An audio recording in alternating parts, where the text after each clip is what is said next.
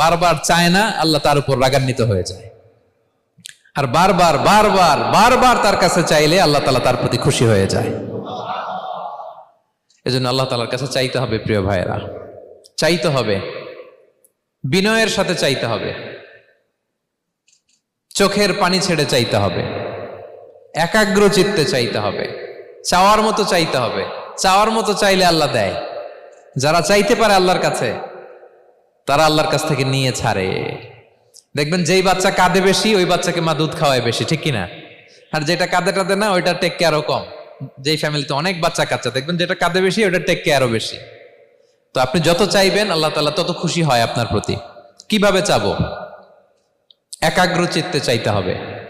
আমরা অনেক সময় দোয়াও করি, আবার আরেক দিকে তাকায় আছি। এই যে দোয়া করতেছি, দেখেন, আল্লাহুম্মা আমিন, রব্বানা আতিনা ফিদ দুনিয়া হাসানা ওয়া ফিল আখিরাতি হাসানা